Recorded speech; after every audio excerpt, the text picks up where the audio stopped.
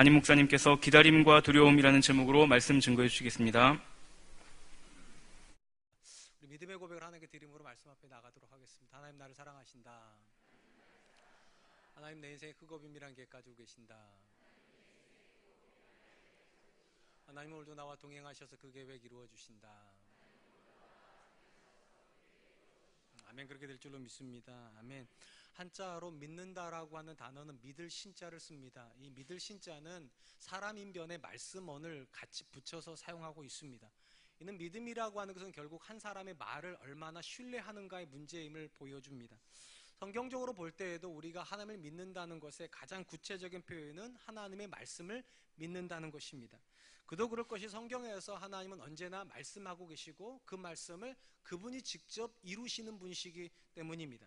당연히 누군가가 하나님을 믿는다면 그는 하나님의 말씀이 이루어질 것을 신뢰할 것입니다. 당연히 하나님의 말씀이 이루어질 것을 신뢰한다면 그 말씀에 순종하는 것이 어렵지 않을 것입니다. 그리고 순종하면 결국 그 사람의 삶에서 열매가 맺어진다는 것이 성경의 이야기입니다.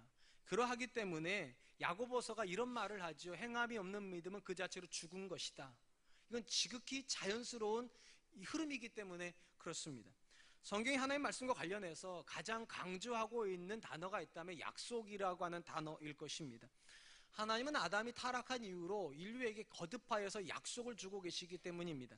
아담에게는 구원자를 보내실 것을 약속을 하셨고, 아브라함에게는 자녀에 대한 약속을 주셨고, 이스라엘에게는 출애굽에 대한 약속을 주셨으며, 광야 세대에게는 가나안 정복에 대한 약속을 주셨고, 다윗에게는 왕의 약속을 주셨습니다. 사실 성경에서 하나님께서 하셨던 모든 말씀은 약속을 포함하고 있다고 해도 과언은 아닐 것입니다.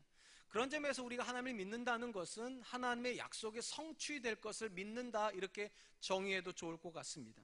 사실 성경에서 우리에게 증언해 주시는 하나님은 살아계실 뿐만 아니라 그분의 약속을 지어 성취하기에 조금도 부족함이 없는 전능하신 하나님이란 점에서 우리가 하나님의 말씀과 하나님의 말씀이 이루어진다는 사실을 믿는 것이 어렵지 않아야 될 것 같습니다.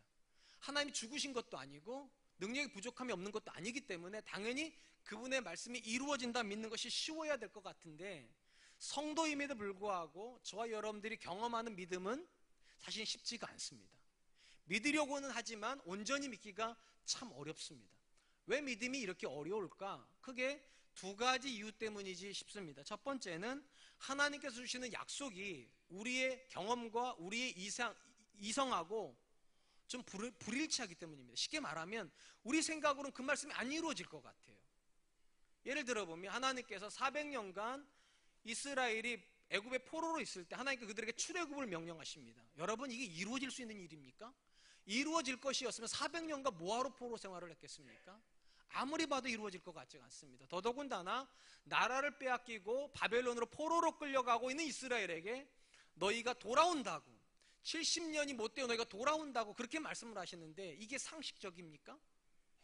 그래서 우리 이성 때문에 또 우리의 경험 때문에 우리는 하나님의 말씀을 좀처럼 믿기가 어렵습니다. 두 번째로 하나님께서 주시는 말씀이 우리가 자꾸만 믿음에 실패하는 이유는 약속은 하나님께서 주시는데 그 약속의 성취의 시점에 대해서는 약속해 주시지 않기 때문입니다. 아브라함이 가지는 믿음의 딜레마가 뭐였습니까? 아브라함이 적은 나이에 부름받은 게 아닙니다. 75세의 나이에 부름받았는데 그 할아버지에게 하나님께서 자녀를 주시겠다 약속을 하셨어요. 아브라함이 믿습니다. 근데 믿음의 시간이 길어지자 딜레마에 빠지기 시작합니다. 왜냐하면 주시겠다고 약속은 하시는데 언제 주시겠다고 말씀을 안 하십니다. 생물학적 나이가 다 차갑니다. 이제 자녀를 생산할 수 있는 나이가 다 차가자 사라하고 아브라함이 결국 믿음에 실패하여 인간의 방법으로 이스마엘을 낳아버리죠. 여기서 한 번만 생각을 해봅니다. 만약에 하나님께서 아브라함에게 100세의 아들을 주시겠다 약속하셨다면 어떤 일이 벌어질까요?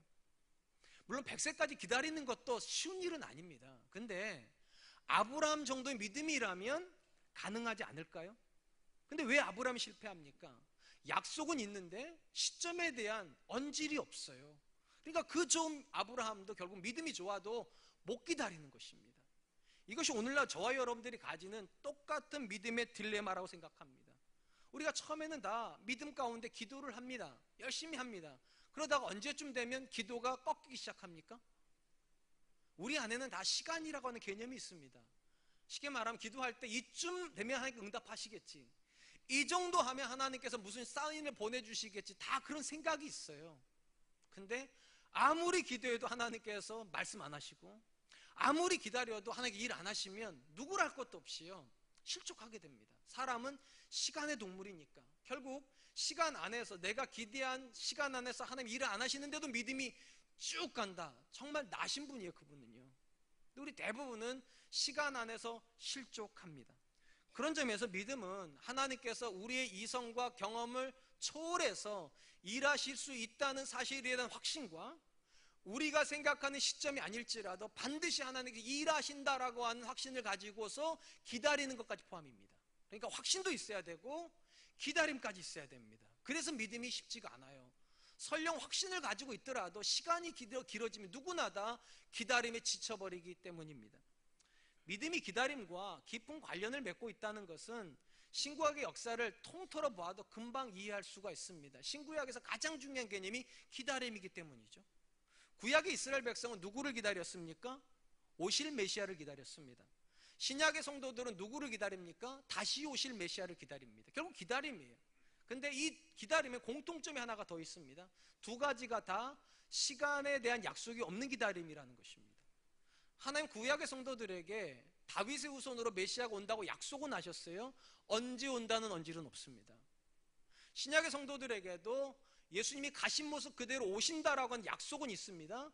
언제 오신다는 언질은 없습니다. 그래서 구약이나 신약이나 다 믿음이 어려운 겁니다. 우리는 시간에 쫓기는 존재이고 시간 안에서 움직이고 싶어 하는데, 하나님은 시간의 구애를 안 받아요. 그러다 보니까 우리가 지치는 거, 하나님은 지치시지 않는데 우리가 지쳐버리는 것입니다. 분명한 것은 구약이나 신약이나 다 메시아를 기다립니다. 그런데 똑같은 메시아를 기다리지만 성격이 좀 다릅니다. 구약의 성도들이 기다렸던 메시아는 구원과 관련이 있습니다. 죄에 빠진 인류를 구원하시기 위해서 메시아가 오시기 때문입니다. 그러나 신약의 성도들이 기다리는 다시 오시는 메시아는 구원과 관련이 없습니다. 심판과 관련이 있습니다.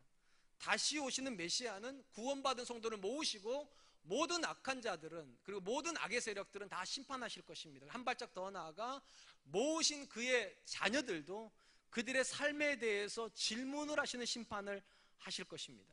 그런 점에서 신약의 성도들에게 있어서 믿음이라고 하는 것은 기대감, 예수님이 다시 오시기 때문에 기대감도 있지만 또 하나의 중요한 축이 하나가 있습니다. 두려움도 있습니다. 그냥 하나님 앞에 서는 게 아니기 때문에 우리의 모든 신앙에 대해서 점검받는 순간이 바로 그 순간이 되기 때문입니다. 오늘 우리가 살펴보게 될 본문의 말씀은 왜 우리가 예수님의 재림의 사건 앞에서 기대감과 두려움을 동시에 가져야 되는가에 대해서 우리에게 답을 주는 본문이라 생각을 합니다. 이 본문의 말씀은 예루살렘의 멸망 이후에 있을 일들에 대해서 언급하심으로부터 시작이 됩니다. 24절 27절입니다. 그때에 그 환난 후에 해가 어두워지며 달이 빛을 내지 아니하며 별들이 하늘에서 떨어지며 하늘에 있는 권능들이 흔들리리라. 그때에 인자가 구름을 타고 큰 권능과 영광으로 오는 것을 사람들이 보리라. 또 그때에 그가 천사들을 보내어 자기가 택하신 자들을 땅끝으로부터 하늘끝까지 사방에서 모으리라. 본문의 그때 그 후라고 하는 부분은 우리가 지난주 살펴본 것처럼 AD 70년에 예루살렘 성전이 무너지고 성도들이 핍박받는 바로 그 다음입니다. 그러니까 성전이 무너진 다음에 핍박이 있으면 일정한 징조들이 있을 거라는 거죠. 별들이 떨어지고 하늘의 권능들이 흔들리고 나면 예수님께서 이 땅에 다시 오신다, 그렇게 말씀하시는 것입니다. 특별히 본문에서 예루살렘 성전의 멸망과 예수님의 재림은 붙어있는 사건인 것처럼 기록이 되어 있습니다. 그런데 이것이 오늘날 저와 여러분들에게는 굉장히 의문을 가지게 만듭니다. 왜냐하면 이게 붙어있다는 말은요, 시간적으로 인접했다는 뜻일 터인데 성전은 이미 AD 70년에 무너졌고 지금 우리는 2018년을 삽니다. 그러니까 성전이 무너진 시점으로부터 지금까지 2000년의 시간이 흘렀는데도 아직도 예수님 재림 안 하셨어요. 그러면 분명히 이것은 갭이 있는데 왜 이걸 두 개를 갭이 없는 사건인 것처럼 붙여놨을까 도대체? 가장 근본적인 이유는 예루살렘 성전의 멸망이 예수님의 재림의 사건의 출발점이기 때문입니다. 왜 예루살렘 성전의 멸망이 예수님의 재림의 출발점인가? 간단히 생각해 보면 이렇습니다. 여러분, 예수님의 재림의 사건은 어떤 의미를 가집니까? 하늘의 예루살렘 성전이 천국입니다. 왜 천국을 예루살렘 성전이라 부르는데 새 하늘 새 땅이라 부르면서 새 예루살렘이라 부르는가? 결국은 천국은 뭐 하는 곳인가? 예배하는 곳입니다. 하나님을 경험하고 그 하나님을 찬양하고 그 하나님을 높이는 것이 천국의 삶이에요. 그 자체가 예배예요. 그래서 천국은 새로운 예루살렘입니다. 그리고 그 새로운 예루살렘이 이 땅에 임하는 지점이 어느 지점이냐? 예수님의 재림의 사건이에요. 그러니까 새로운 예루살렘이 이 땅에 임하려면 이 땅에 있는 예루살렘이 멸망해야죠. 그런 거잖아요. 옛것이 무너져야 새것이 들어오기 때문에 옛것이 무너진다는 것은 새것이 온다는 출발점입니다. 무너지는 것은 세워지기 위해서 무너지는 거니까. 그래서 시간적인 갭은 있지만 이것이 연속선상에 있다는 걸 보여주기 위해서 두 가지를 붙여놨다는 거예요.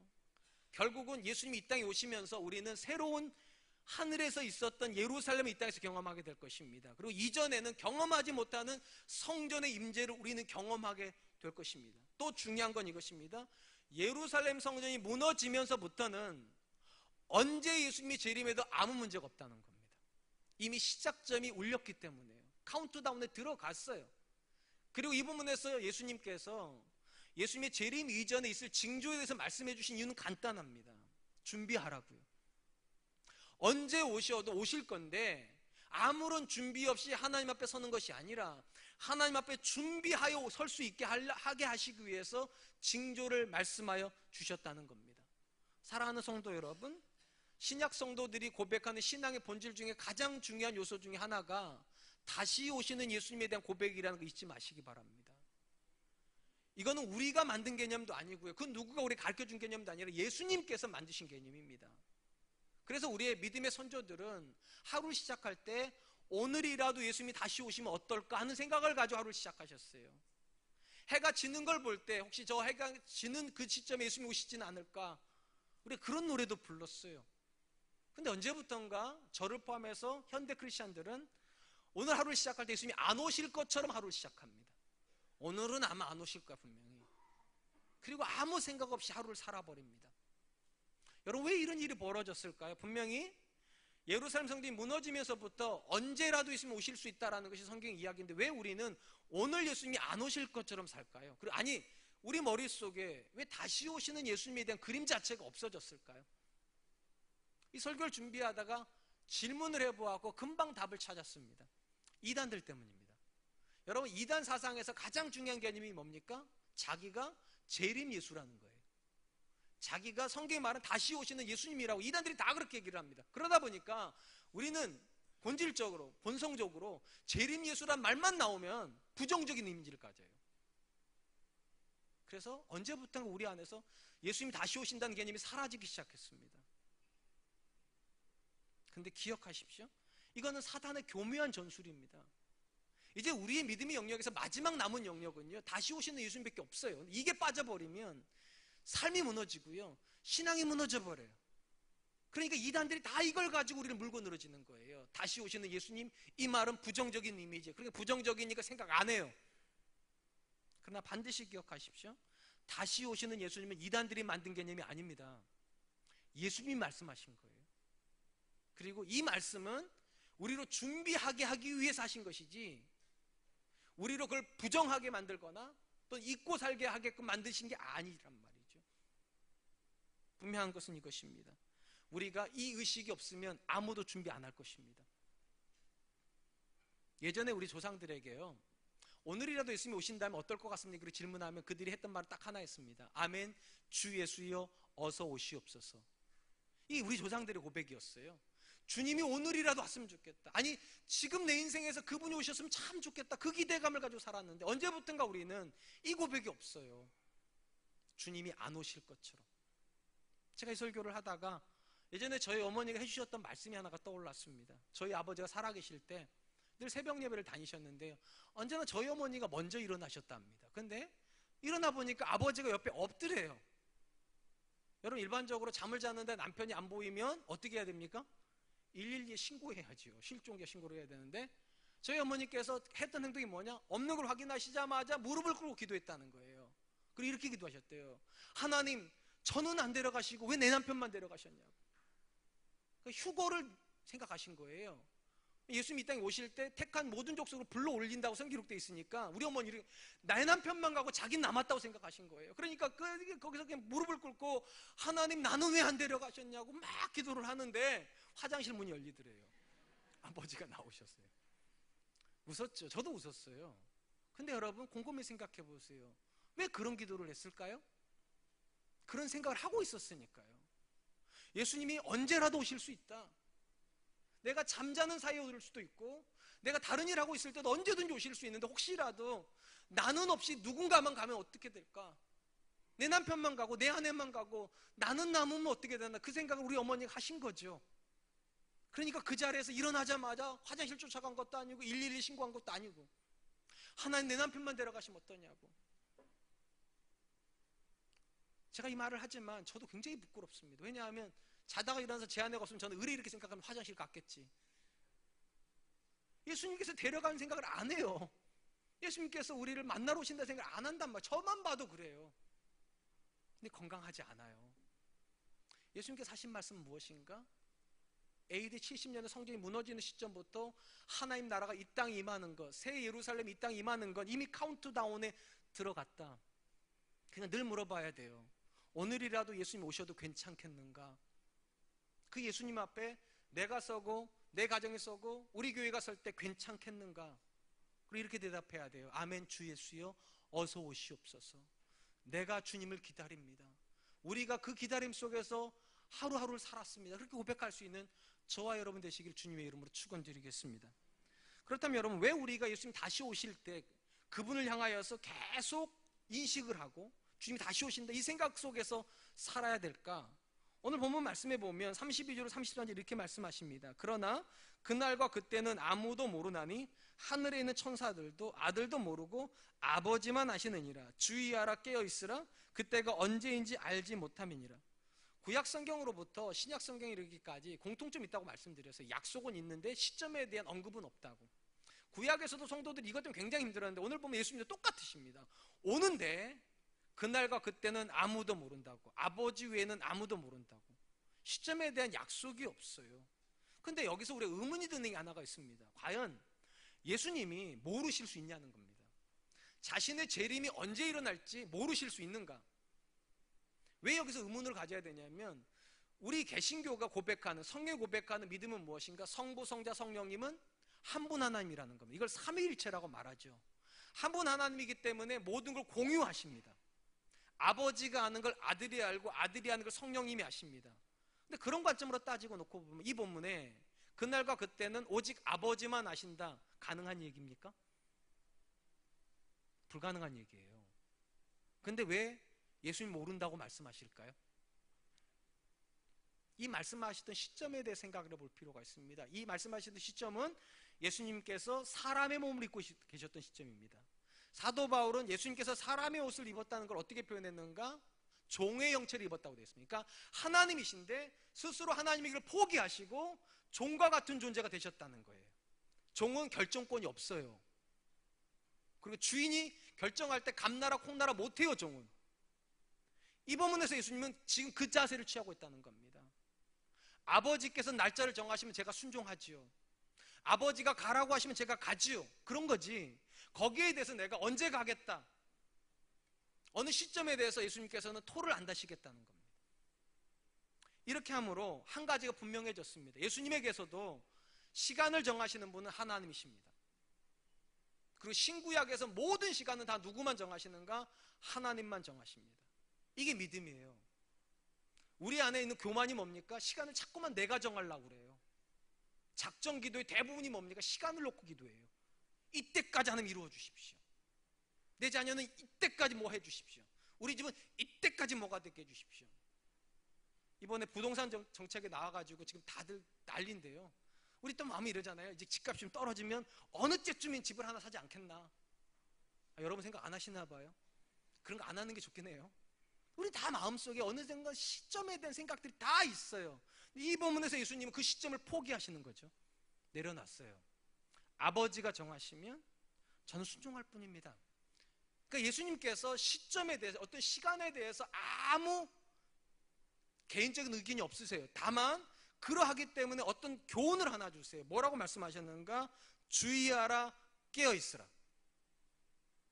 시점에 대해서 아시는 분은 오직 하나님밖에 없어요. 우리는 몰라요. 우리가 안다면 주의할 필요 없어요. 우리가 안다면 깨어있을 필요도 없어요. 우리가 몰라요. 아무도 몰라요. 오직 하나님만 아시니까 주의하라, 깨어있으라. 이 주의한다는 말은 영어로 look at입니다.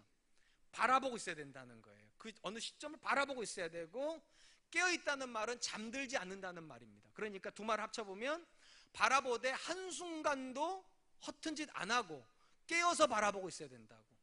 더 중요한 건 이 주의한다는 말하고 깨어있다는 말이 다 동사로 현재형입니다. 헬라어에서 현재형은 반복, 습관, 의지입니다. 그러니까 어제까지 내가 하나님 바라보고 있었으니까 오늘은 안 바라봐도 된다, 그러지 않죠. 아침에 일어나서 내가 기도했으니까 오후에는 하나님 안 바라봐도 된다, 그렇게 되지 않는다는 거예요. 모든 순간, 모든 상황, 모든 장소에서 언제나 하나님을 의식하면서 살고 있어야 한다. 왜냐하면 우리 중에 예수님의 재림에 대해서 아는 사람이 한 사람이라도 있다면 이 사람은 잠시 다른 일을 해도 됩니다. 그리고 그때가 가까우면 각성하고 준비하면 되니까. 근데 우리 중에 아무도 모른다는 거예요. 예수님 생각은. 심지어 예수님도 모르게 작정을 하셨기 때문에, 아무도 모르기 때문에 누구나 다 그날은 도적처럼 임하는 거예요. 그래서 주의해야 되고 깨어 있어야 된다는 겁니다. 사랑하는 성도 여러분, 왜 하나님께서 또 예수님께서 우리에게 이런 긴장감을 불어넣으시는 걸까요? 분명한 건 이 말씀 속에서 예수님은 저와 여러분들이 매 순간 굉장히 긴장해야 된다고 말씀하시는 거예요. 경험적으로 아는 게 있어요. 우리가 하나님을 늘 의식하고 사는 건 불편합니다. 그죠? 번거롭기도 하고요. 때로는 굉장히 귀찮기도 합니다. 근데 왜 하나님께서 우리한테 이런 명령을 주시냐는 거예요. 좀 자유 좀 주시지. 일주일에 하루만 내 생각해라. 아니면 밥 먹을 때 3번 정도만 생각을 해라. 조금 더 양심이 있으면 아침에 일어날 때 저녁에 잠들 때까지 한 5번 정도만 생각해라. 이래도 참 우리 부담스러울 텐데, 매 순간 한순간도 예외 없이 하나님을 바라보고 있으라. 왜 이러실까요? 여러분, 연애할 때 좀 싸우셨습니까? 왜 싸우셨습니까? 저랑 제 아내가 싸웠던 여러 가지 이유 중에 하나는 전화를 잘 안 한다는 것 때문이었죠. 참 신기한 건 전화를 안 하기는 제 아내도 안 하긴 매한가지인데 왜 내가 안 하는 것만 그렇게 얘기를 하는지 다시 생각해도 화가 나는데. 여자들 이상해요. 남자만 전화해야 되는 줄 알아요. 어쨌든 간에 제 아내가 기대하는 건 이런 거였겠죠. 매 순간 자기 생각하다가 틈만 나면 전화해 주기를, 틈만 나면 문자 보내주기를. 근데 사람이 그렇습니까? 일을 하다 보면 잠깐 놓치죠. 다른 사람 만나다 보면 연락할 시간 잠깐 놓치죠. 그런데 여자들은 그거를 다 관심이 없다고 생각을 한다는 거죠. 그러니까 여러분, 우리가 뭔가를 의식하고 있다는 건 굉장히 괴로운 일입니다. 굉장히 번거로운 일이에요. 놓치면 큰일 나니까요. 근데 왜 이렇게 번거롭고 왜 이렇게 귀찮고 때로는 왜 이렇게 부담이 되는 일을 우리에게 하게 하시냐는 겁니다. 유익이 있기 때문입니다. 유익이 없으면 이런 명령 안 하십니다. 여러분, 성경 분명히 말하죠. 우는 사자와 같이 사탄이 삼킬 자를 찾는다고. 우리에게 있어서 한가로워도 되는 순간 한순간도 없다는 얘기입니다. 그러니까 사자가 금방이라도 덮치는 순간이 영적인 상태예요. 우리가 그 상황에서 우리가 잡혀먹지 않으려면 어떻게 된다면 깨어있을 수밖에 없다는 거예요. 매 순간 하나님 앞에서 매 순간을 집중하면서 살다 보면, 여러분, 집중하지 않는 사람은 딴 생각할 수 있을지 몰라요. 죄에 대한 가능성에 대해서도 열어놓을지도 몰라요. 그리고 아차하면 죄에 빠져들기도 할 거예요. 근데 매 순간 깨어있으면 죄 짓기가 쉽지가 않아요. 죄 짓는 그 순간에 있으면 오시면 어쩔 거예요. 그게 두려워서라도 죄 앞에 담대해질 수가 없어요. 그래서 예수님께서 말씀하시는 거죠. 깨어있으라고, 잠들지 말라고. 한번 스스로에게 물어보시기 바랍니다. 혹시 지난 주간에 남편과 아내 사이에 불편함이 계셨습니까? 부모와 자녀 사이에 소통의 문제가 혹시 있었습니까? 왜 그랬습니까? 혹시 여러분들이 하나님께 집중하고 있었는데도 그런 일이 벌어졌습니까? 아닐 겁니다. 우리가 신앙의 끈을 늦춰놓고 습관대로, 하던 방식대로, 내 이성의 판단대로 아내에게 말 한마디 툭툭 던지고 남편에게 행동을 하고 자녀가 그렇게 했기 때문에 갈등이 일어났을 거예요. 근데 만약 우리가 매 순간 하나님 앞에서 내가 내 아내에게 어떤 말을 해야 될지 하나님 앞에서 생각한다면, 내가 내 남편에게 어떤 행동을 해야 될지 하나님 앞에서 생각한다면, 내가 내 자녀를 어떻게 키워야 될지 하나님 앞에 생각한다면 불편할 수는 있습니다. 번거로울 수는 있습니다. 근데 유익합니다. 그래서 말씀하시는 거예요. 주의하라, 깨어있으라. 우리 교회로부터 멀지 않은 곳에 굉장히 유명한 목사님이 계십니다. 그분의 모토가 무엇인가? 24시간 예수님을 묵상하기. 심지어 꿈속에서도 예수님을 묵상하는 것. 그게 그분의 모토예요. 그게 성경이에요, 사실은요. 어느 한 시점을 주님께 드리는 게 아니라, 어느 한 상황에서 예수님을 묵상하는 게 아니라, 주의하라, 깨어있으라. 우리의 모든 시선이 날마다 하나님께 가 있는 것, 그것이 다시 오시는 예수님을 기다리는 성도의 가장 안전한 삶이라는 거예요. 적어도 그렇게 하고 있는 동안에 우리는 죄의 가능성이 멀어질 거니까요. 사랑하는 성도 여러분, 여러분의 신앙은 안전합니까? 교회에 있기 때문에 안전한 게 아닙니다. 집에서 가정생활하고 있기 때문에 안전한 것도 아닙니다. 성경을 읽고 있기 때문에 안전한 것도 아니고, 기도하고 있기 때문에 안전한 것도 아니에요. 딱 하나여야 돼요. 주의하고 깨어 있어야지만 안전합니다. 얼마든지 우리는 기도하면서도 죄를 상상할 수 있거든요. 얼마든지 예배드리면서도 나쁜 생각할 수 있거든요.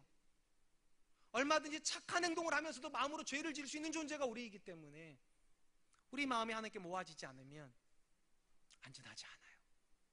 전 저와 여러분들의 인생이 안전할 수 있었으면 정말로 좋겠습니다.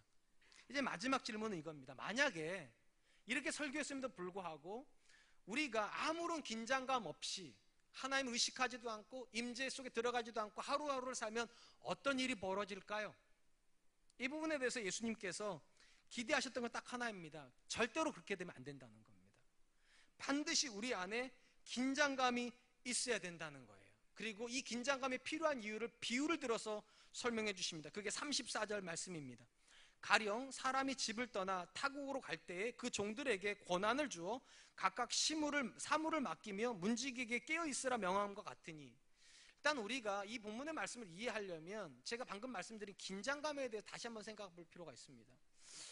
예수님 믿는 사람이 긴장해야 되는가? 이러면 여러분들이 대번에 저한테 이렇게 반문하실 것 같아요. 아니죠, 목사님. 예수님 믿는 사람들은 긴장하는 것이 아니라 평안을 누리고, 예수 믿지 않는 사람들이 긴장해야 되는 거 아닙니까? 왜냐? 성경에서 가장 중요한 믿음의 고백이 뭔가? 주 예수를 믿으라, 그리하면 너와 내 집이 구원을 얻으리라. 그러니까 우리가 예수를 믿는 순간 우리는 구원을 받은 사람이고, 구원을 받으면 우리는 평안을 누려야 되는 거고, 구원을 받지 못한 교회 바깥에 있는 사람들이 긴장해야 될 것 같은데 왜 구원을 받은 우리가 긴장해야 되는가? 그런 생각 안 하세요? 근데 이 부분은 그런 거거든요. 구원을 받기로 예정되어 있고 이미 구원을 받은 제자들한테 깨어있으라, 주의하라. 왜 믿는 제자들이 그래야 되냐는 거죠. 왜 믿는 저와 여러분들이 그래야 되냐고요. 그래서 예수님께서 비유를 주신 거예요. 한 주인이 멀리 가기 전에 종들을 불렀다는 겁니다. 그리고 각각에게 사물을 맡기고 그 일을 처리할 수 있는 권세도 주고, 특별히 문지기에게는 문을 열으라고, 주인이 다시 올 때 문을 열으라고 명령을 하고 갔다는 겁니다. 여기서 중요한 건 주인은 종들을 선택하는 걸로 끝내지 않고 그들에게 일을 맡겼다는 겁니다. 그리고 그 일을 할 수 있는 권세도 주었고, 다시 오겠다고 약속을 했고, 다시 오면 그들이 그 일을 어떻게 했는가를 점검하겠다고. 이게 예수님께서 다시 오시는 그림 속에서 나오는 비유입니다. 무슨 말인가 하면, 예수님의 재림의 시간은 우리가 생각하는 것처럼 그렇게 평안의 시간은 아닙니다. 확인하는 시간이에요. 우리에게 맡겨놓으신 일들이 어떻게 진행되었는지, 우리의 신앙이 어떠하였는지 확인하시는 시간이. 그러니까 예수님께서 말씀하신 준비하고 그 자리 앞에 서라고. 이 비유에서만 그런 것이 아니죠. 예수님의 비유에서 가장 많이 나오는 모습이 뭔가? 주인과 종이 세무라는 장면입니다. 달란트 비유 기억하시죠? 5달란트, 2달란트, 1달란트가 각각 와가지고 세무합니다. 문화 비유 기억하십니까? 10명의 종들이 각각의 문화를 받았는데 와서 다 세무합니다. 포도원 품꾼 비유 기억하십니까? 주인이 포도원을 맡기고 종들한테 니네 마음대로 하라고 하지 않습니다. 세무합니다. 주인의 것을 받아가셔야 되니까. 이 본문도 똑같습니다. 일을 맡기고 세무합니다. 그리고 그 셈에서 실패하면 바깥 어두운 데로 쫓겨납니다. 달란트 비유에서 가장 유명한 구절이 뭡니까? 이 악하고 게으른 종아, 내가 작은 일에 불성실하였으니 바깥 어두운 곳으로 쫓겨나 거기서 이를 갈미 있으리라. 아주 단순히 말하면 구원의 여정에서 실패하는 성도들이 있다는 겁니다. 그러니까 주의하라는 거예요. 그러니까 깨어있으라는 거예요. 최근에 한국 신학계에서 가장 이슈가 되는 것이 이겁니다. 구원받은 성도가 구원에 실패할 수 있는가? 전통적으로 우리는 어떻게 배웠는가? 예수님 믿으면 천국 백성이 되었고 천국 백성 된 건 철회가 되지 않는다. 그래서 예수님 믿고 나서 어떤 죄를 지어도 다 용서받는다. 우리 그렇게 배워왔습니다. 근데 최근에 와서는 이 해석을 재해석하기 시작했습니다. 왜냐하면 성경에서 믿음과 구원에 대해서 가장 많이 기록한 사람이 누군가? 사도 바울입니다. 근데 사도 바울이 그의 서신에서 종종 언급하고 있는 내용이 무엇인가? 바로 이런 내용이기 때문입니다. 고린도전서 9장 27절, 내가 내 몸을 쳐 복종하게 함은 내가 남에게 전파한 후에 자신이 도리어 버림을 당할까 두려워함이로라. 다른 사람에게 복음을 전한 다음에 도리어 내가 버림을 받을까 봐, 그들은 구원으로 인도하고 내가 구원을 못 받을까 봐 그게 두렵다. 바울이 구원에 대한 이야기를 하는 사람이라니까요. 믿음에 대한 이야기를 하는 사람인데 그가 뭐를 두렵다고 말하는가? 내가 버림받을까 봐, 구원받은 내가 버림받을까 봐 그게 두렵다. 심지어 예수님께서 제자들에게 뭐라고 말씀하셨는가? 마태복음 7장 21절, 나더러 주여 주여 하는 자마다 다 천국에 들어갈 것이 아니요 다만 하늘에 계신 내 아버지의 뜻대로 행하는 자라야 들어가리라. 이 말을 오해하지 마세요. 주여 주여 하는 고백이 필요 없다는 말이 아닙니다. 주여 주여 하는 것이 다는 아니라는 얘기입니다. 기도하는 게 필요 없다는 말이 아니에요. 기도만 하는 게 옳은 건 아니라는 거예요. 주여 주여 했다면 그 다음에 뭐라는 겁니까? 아버지의 뜻대로 행해야 된다는 겁니다. 그러니까 종합해 놓고 보면 예수님께서 해주신 모든 비유에는 선택이 있습니다. 주인이 종들을 선택합니다. 우리는 그렇게 선택된 사람들입니다. 이 교회에 나와 있는 사람들 선택되었는데 선택으로 끝내지 않습니다. 그들에게 일을 맡깁니다. 우리가 흔히 사역이라고 부르는 겁니다. 사역을 맡깁니다. 그리고 그 사역이 잘 되면 뭐가 생기는가? 열매가 생깁니다. 5달란트는 5개 열매가 생기고요. 5달란트요. 5달란트 열매가 생기는 거고 2달란트는 2달란트 열매가 생기는 겁니다. 그리고 이런 이들을 향해 뭐라고 말하는가? 착하고 충성된 종이라고 말을 합니다. 그 열매가 안 나오면 주인은 바깥 어둠으로 내어 쫓습니다. 그래서 예수님의 재림은 기다림인 동시에 두려움인 겁니다. 그리고 사도 바울은 그 두려운 자리에 갈 때 자기가 버림받지 않기 위해서 날마다 자기를 쳐서 복종시킨다고. 내 뜻을 이루는 것이 아니라 아버지의 뜻을 이루므로 열매를 맺어야 되니까. 그런 점에서 예수님이 다시 오실 때 행하시는 심판은 크게 2가지의 심판이라고 생각하시면 됩니다. 첫 번째는 믿지 않는 자에게 행하시는 심판입니다. 이건 믿음을 가지고 하시는 심판이에요. 예수님 믿었는가 안 믿었는가. 이게 첫 번째 가장 보편적인 심판입니다. 두 번째는 믿는 저와 여러분들에게 하시는 심판입니다. 뭐를 심판하시는가? 우리가 주여 주여 했는데 그 주여 주여가 어떤 열매를 맺었느냐예요. 내 인생에 예수님이 주인이라고 했는데 과연 그 주인 되신 예수님한테 우리는 어떤 열매를 드릴 게 있냐는 거죠. 이게 믿음의 진실성을 테스트하는 겁니다. 사랑하는 성도 여러분, 사실은 우리 성경은 은혜의 책이잖아요. 우리가 가장 좋아하는 단어도 은혜잖아요. 근데 왜 은혜인 책인 이 성경 안에 하라와 하지 말라라고 하는 명령들이 그렇게 많을까요? 은혜만 이야기하면 되는 거 아닙니까? 주 예수를 믿어라. 그럼 너 구원 받았다. 이것만 쓰면 되는 것이지. 왜 이렇게 굉장히 많은 윤리적인 내용이 포함되어 있을까요? 제가 성경에서 가장 좋아하는 구절 중에 하나가 이런 구절입니다. 은혜의 강권함. 은혜가 강권하시는도다. 쉽게 말하면 하나님이 저와 여러분들에게 주신 은혜는 머물러 있는 은혜가 아닙니다. 우리로 살게 하는 은혜예요. 그 은혜가 너무 감격스러워서 아내를 사랑하게 되는 거고요. 그 은혜가 너무 감격스러워서 남편을 존경하게 되는 것이고요. 그 은혜가 너무 감격스러워서 내 자녀에게 하나님을 전하고 싶은 충동을 느끼는 거예요. 그러니까 하라와 하지 말라가 중요한 게 아니라 내가 그런 삶을 살고 있는가를 점검하라는 거예요. 은혜로. 매일같이 그 점검이 되면 예수님이 다시 오셔도 아무 문제가 없을 겁니다. 근데 그 삶을 점검하지 않으면 언제부턴가 우리 인생 가운데 열매는 없을 겁니다. 그럼 주님 앞에 서는 게 두려울 거예요. 성경 원리는 간단합니다. 무화과는 무화과 열매를 맺습니다. 포도나무는 포도 열매를 맺습니다. 우리가 은혜의 사람이면 은혜의 열매가 맺어집니다. 그 은혜의 열매를 한 단어로 요약하면 하나님의 뜻입니다. 내 인생에서 하나님의 뜻이 이루어지기 시작할 거예요. 그리고 그걸 매일같이 점검하면서 살라는 거예요. 왜냐하면 예수님이 그거 물어보실 거니까. 내가 너한테 준 그 가족을 가지고 뭐 했니? 내 아내는 너 때문에 하나님 더 가까워졌니? 내 자녀들은 아빠의 인생 속에서 하나님을 보았는가? 내 주변에 있는 사람들은 내 인생 속에 하나님의 살아계심을 경험했는가? 결국 그거 물으실 거니까요. 이제 말씀을 맺으려고 합니다. 신약의 시대를 살아가는 성도에게 반드시 필요한 고백이 있다면 다시 오시는 예수님에 대한 고백입니다. 이건 이단들이 만든 것이 아니라 예수님께서 만들어서 우리에게 주신 개념이에요. 당연히 이 기대감 속에는 두려움이 들어가 있어야 돼요.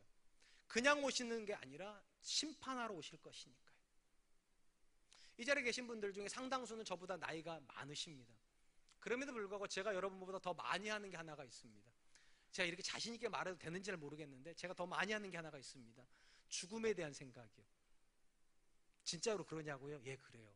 왜냐하면 저희 할아버지도 좀 일찍 돌아가셨고요. 저희 아버지도 좀 일찍 돌아가셨습니다. 저희 아버지 57세에 돌아가셔서 제가 늘 하는 생각 이런 거면 나도 일찍 죽을 가능성이 있는 사람입니다. 그래서 죽음에 대한 생각을 진짜 많이 합니다. 여러분 이상하게 생각하지 마세요. 저 장수가 꿈이에요. 근데 죽음에 대한 생각을 왜 하는가? 죽음에 대한 생각이 나를 건강하게 만들어주기 때문입니다. 간단히 말하면 예수님이 오늘 오시면 나 죽는 겁니다. 끝이니까요. 내가 죽으면 예수님 앞에 갑니다. 어쨌든 우리는 예수님 앞에 갑니다. 그러니까 죽음은 결국은 주님 앞에 간다는 걸 의미합니다. 갈 때 가장 궁금한 건 이거예요. 주님께서 뭐를 물어보실까? 얼마나 성공했나 물을 것 같습니까? 얼마나 큰 집에 살았는가 물을 것 같습니까? 얼마나 많은 사람에게 칭찬받았나 물을 것 같습니까? 아닙니다. 하나님께서 주신 걸 물어볼 겁니다. 내가 너한테 아내를 줬는데 그 아내에게 어떻게 했나? 내가 너한테 남편을 맡겼는데 그 남편에게 어떻게 했는가? 내가 너한테 자녀를 줬는데 그 자녀를 어떻게 키웠는가? 내가 너한테 직장을 줬는데 그 직장을 가지고 뭐 했는가? 내가 너에게 교회를 줬는데 그 교회를 가지고 뭐 했는가? 주신 걸 물어봅니다. 그리고 기대하시는 건 남기는 거예요. 처음에 그 남편, 그 아내를 준 것보다 내가 20년, 30년 살았더니 그 아내와 그 남편이 더 좋아지더라. 남은 거예요. 내가 처음 내 자녀를 낳았을 때보다 그 자녀가 나랑 같이 20년, 30년 살더니 더 주님을 닮아가더라. 남은 거예요. 내가 처음 교회 와가지고 사랑과 은혜교회 출석할 때보다 시간이 흘러가면서 사랑과 은혜교회가 나 때문에 더 많은 분 유익을 누리더라. 남은 거예요. 남은 게 없으면 이 본문 이렇게 말합니다.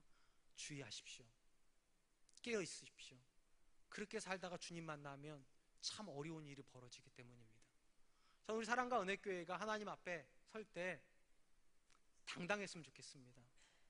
내 아내에 대해서도 내 남편에 대해서도 내 자녀에 대해서도 내 직장에 대해서도 할 말이 있었으면 좋겠어요. 주님 이만큼 주셨는데 제가 이만큼을 남겼습니다. 그게 5달란트예요. 그게 2달란트예요. 우리 교회가 우리 성도님들이 그러실 수 있기를 주님의 이름으로 축원드리겠습니다. 이 시간 우리 하나님께 찬양할 텐데요. 주님 다시 오실 때까지라는 찬양입니다. 둘째 소절이 이렇게 되어 있습니다. 주님 다시 오실 때까지 나는 이 길을 가리라. 좁은 문 좁은 길 나의 십자가 지고. 분명한 건 매 순간 하나님 의식하며 사는 거는 괴로운 일이라니까요. 번거로운 일이라니까요. 그런데 그건 안전한 거예요. 이번 한 주간 여러 가지 일로 분주하시더라도 생각하세요. 주의하세요. 깨어 있으세요. 그럼 우리 삶에 반드시 열매가 맺어질 겁니다. 하나님께 주시는 성령의 역사가 우리를 거룩하게 만들 것입니다. 이 찬양 드리면서 하나님 앞에 나가도록 하겠습니다.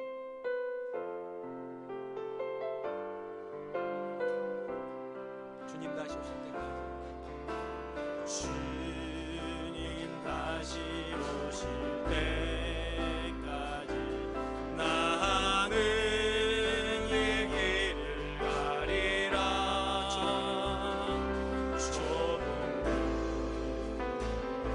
좁은 길 십자가 지고 나의 가는 이 길 끝에서 나의 가는 이 끝에서 나는 주님을 보리라. 영광의 내 주님 나를 맞아주시고 주님 다시 오실 때까지 주님 다시 오실 때까지 나는 일어나 달려가리라. 주의 영광 온 땅 덮을 때 나는 일어나 노래하리. 내 사모하는 주님 온 세상 그 주시라. 내 사모하는 주님 영광의 왕이시. 주님 다시 오실 때까지 주님 다시 오실 때까지 나는 일어나 달려가리라. 주의 영광 온 땅 덮을 때 나는 일어나 노래하리. 내 사모하는 주님 온 세상 그 주시라. 내 사모하는 주님 영광의 왕이시라.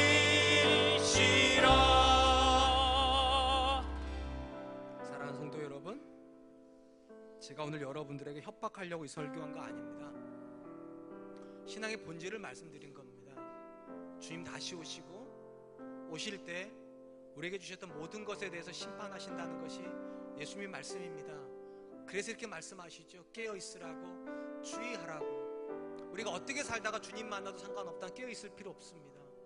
근데 하나님 뜻을 이루다가 주님 만나야 된다면 깨어 있어야 됩니다.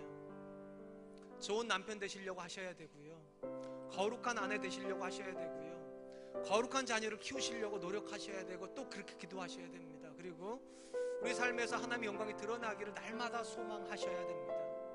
지금 우리 기도할 때 하나님, 잊고 있었던 예수님에 대한 고백들이 다시 회복되게 하여 주시고, 오늘이라도 주님이 다시 오신다면 아멘 주 예수여 어서 오시옵소서, 손을 들어서 그 주님을 맞을 수 있는 거룩한 사람 되게 하여 주시고, 거룩한 부담 앞에서 날마다 주님 의식하고 주님 생각하면서 사는 사람 되게 하여 주시옵소서. 우리 같이 한 번만 기도하겠습니다. 하나님 많으신 하나님 감사합니다. 오늘도 귀한 시간 주시고